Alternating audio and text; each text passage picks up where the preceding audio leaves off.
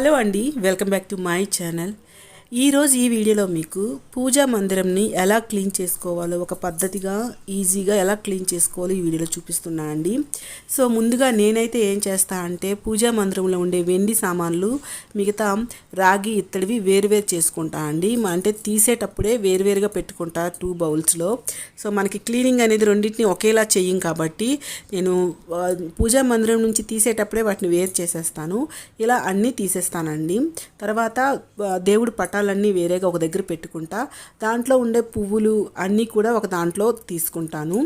So తర్వాత మనం దేవుడి దగ్గర పెట్టిన పసుపు కుంకుమ బియ్యం ధాన్యం ఇలాంటివి ఉంటాయి కదా, వాటిని ఇలా పేపర్లో వేసి పెట్టుకుంటా. మళ్ళీ మనం క్లీనింగ్ చేసుకున్నాక వాటిని మళ్ళీ వేసుకోవడానికి ఈజీగా ఉంటుంది కదా.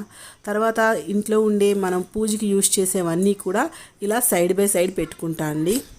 అలానే దేవుడి విగ్రహాలు ఉంటే వాటిని వేరేగా పెట్టుకుంటా. ఇంకా దేవుడి దగ్గర ఉన్న బుక్స్ని వాటిని కూడా వేరేగా పెట్టుకుంటా అండి. ఇలా మనం తీసేటప్పుడే వేరుగా పెట్టుకుంటే మనకి మళ్ళీ మనం పెట్టేటప్పుడు ఈజీగా ఉంటుంది. సో తర్వాత చూసారా వెండి సామాన్లు నేను ఎలా క్లీన్ చేస్తాను అనేది ఇప్పుడు చూపిస్తున్నా అండి. వాటిని అన్నింటినీ ఇలా ఒక గిన్నెలో వేసుకొని వాటిని మునిగేటట్టు కూడా వాటర్ వేసుకోవాలి. వాటర్ వేసుకొని దాంట్లోకి ఏం చేయాలి అంటే అల్యూమినియం ఫాయిల్ ఉంటుంది కదా మన దగ్గర, వాటిని వేసి తర్వాత దాంట్లోకి బేకింగ్ సోడా కానీ బేకింగ్ పౌడర్ కానీ వేసుకోవాలండి. కొంచెం ఎక్కువగానే వేసుకొని స్టవ్ మీద పెట్టి బాగా వాటిని ఉడికించుకోవాలి. సో ఇలా చేయడం వల్ల కొత్త వాటిలో అయిపోతుందండి. ఇప్పుడు మీరు చూడొచ్చు. సో మీకు ఇంకా డీటెయిల్డ్ వీడియో కావాలి అంటే నేను ఆల్రెడీ నా ఛానల్లో వీడియో చేసి పెట్టాను. దాని లింక్ ఇప్పుడు ఈ కార్డ్స్ కానీ డిస్క్రిప్షన్లో ఉంటుంది, చెక్ చేయండి. ఇప్పుడు నేను ఈ వీడియోలో చూపిస్తుంటాను, మీరు ఒకసారి చెక్ చేయండి. ఇలా పైకునేవి నేను మళ్ళీ ఇలా టర్న్ చేసి చూపిస్తాను, మీకు డిఫరెన్స్ అనేది తెలుస్తుందండి. కొంచెం అయ్యాక చూపిస్తాను, మీకు డిఫరెన్స్ అనేది తెలుస్తుంది ఎంతగా క్లీన్ అయ్యాయి అనేవి. సో చూడండి, ఇప్పుడు నేను టర్న్ చేస్తున్నాను, మీకు డిఫరెన్స్ అయితే క్లియర్గా కనిపిస్తుంది కదా. పైకి వాటర్లో మునగంది ఎలా ఉంది, లోపల ఉండేది చక్కగా కొత్త వాటిలా అయిపోయింది కదా. సో మొత్తం అన్నీ కూడా కొత్త సిల్వర్ ఐటమ్స్లో అయిపోతాయండి. సో ఇలా అయితే క్లీన్ చేసుకోవచ్చు. మీకు ఇంకా డీటెయిల్ వీడియో కావాలంటే నా ఛానల్లో ఉంది, దాని లింక్ ఈ డిస్క్రిప్షన్లో పెడతాను, లేకపోతే కార్డ్స్ కూడా వస్తాయి, ఒకసారి చెక్ చేయండి. సో ఇలా అయితే క్లీన్ చేసుకుంటా అండి నేను.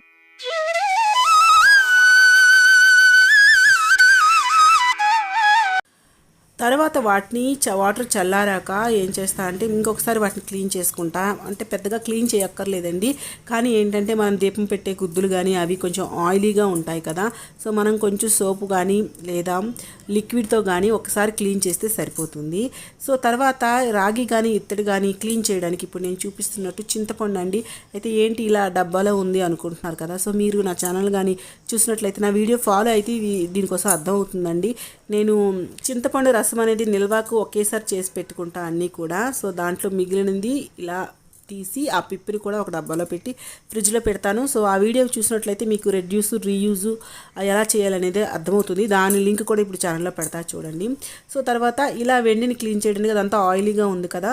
సో కలర్ అయితే కొత్త వాటిలా మారిపోయింది, కానీ మనకి ఆయిల్ ఉంటుంది కదా, అది పోవడానికి కొంచెం విమ్ జెల్ కానీ వేసి జస్ట్ గట్టిగా మరి రుద్దక్కర్లేదండి, నార్మల్గా క్లీన్ చేసుకుంటే మీకు ఆ జిడ్డు అంతా పోతుంది. అన్నిటిని కూడా అలానే క్లీన్ చేసుకోవాలి. మిగతా రాగి కానీ ఇత్తడి కానీ వాటిని చింతపండుతో దాంట్లో కొంచెం విమ్ జెల్ వేసుకొని, దాంట్లో కూడా ఆయిల్ ఏమైనా ఉంటే పోవడానికి విమ్ జెల్ వేసుకొని క్లీన్ చేసుకుంటా అండి.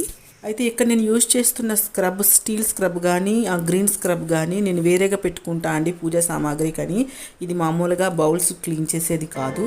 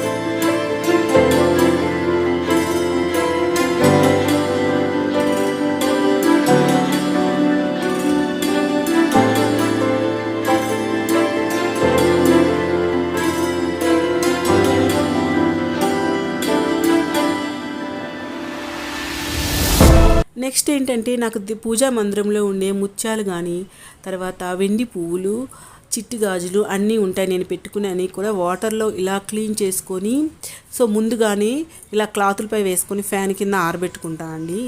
మనం ఏంటంటే ఇలా ఏవైనా సరే విగ్రహాలు ఉన్నా కూడా క్లీన్ చేసుకుని ముందుగానే పెట్టుకుంటే చక్కగా తడారిపోతాయి కదా. సో నేనైతే ఇలా పెట్టుకుంటాను. తర్వాత ఇవి ఆరేలోగా పూజా మందిరం క్లీన్ చేసుకుంటా అండి. ఫస్ట్గా నేను పొడి క్లాత్తోనే చేస్తాను. తర్వాత డస్ట్ అంతా పోయాక తడిగుడ్డ పెట్టి మొత్తం క్లీన్ చేస్తానండి. సో ఇలా చేసుకుంటే మనకి క్లీన్గా ఉంటుంది. అయితే నా పూజా మందిరం కోసం దాంట్లో చాలా స్పెషాలిటీ ఉందండి. ఏంటి అనేది నేను పూర్తిగా ఒక వీడియో చేశాను. నా పూజా మందిరంలో ఉండే ప్రతి ఐటెం కోసం కూడా నేను చెప్తూ ఒక వీడియో చేశాను అండి. దాని లింక్ కూడా డిస్క్రిప్షన్లో ఉంటుంది, ఇంకా కార్డ్స్ ఉంటుంది. ఒకసారి చూడండి, మీకు కూడా చాలా నచ్చుతుంది, మీకు కూడా కొత్త విషయాలు తెలుస్తాయండి. అయితే ఇక్కడ చూసారా, నేను పొడి క్లాత్తో తడి క్లాత్తో క్లీన్ చేసుకున్నాక కొంచెం ఆయిల్ వేసి కాటన్తో క్లీన్ చేస్తా అండి.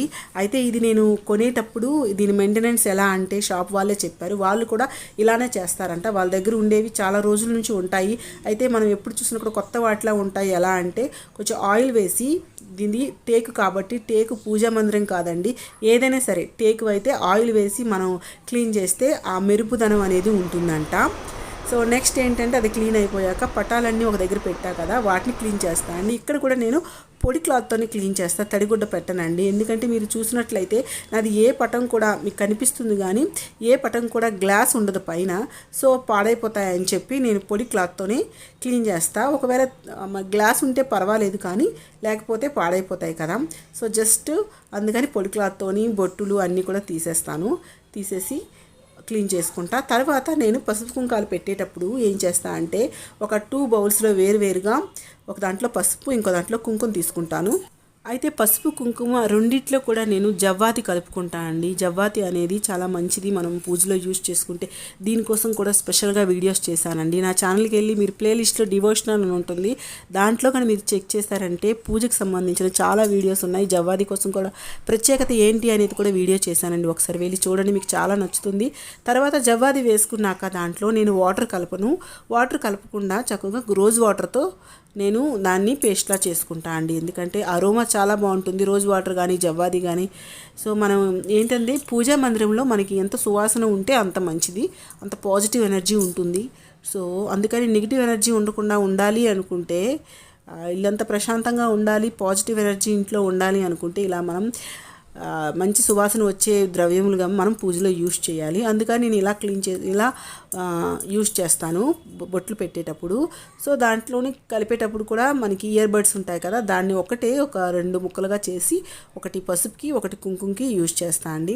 ఇలా మొత్తం పేస్ట్గా చేసుకున్నాక నేను పసుపు కుంకాలు పెట్టేటప్పుడు కూడా మరీ మొత్తం మనకి పటం మొత్తం అన్నింటికీ పెట్టనండి. ఓన్లీ మనకి ఏంటి మూర్తులు అమ్మవారికి అయ్యవారికి అలా పెడతాను, అంతేగాని మొత్తం ఉన్నవన్నిటికి కూడా నేనైతే పెట్టను.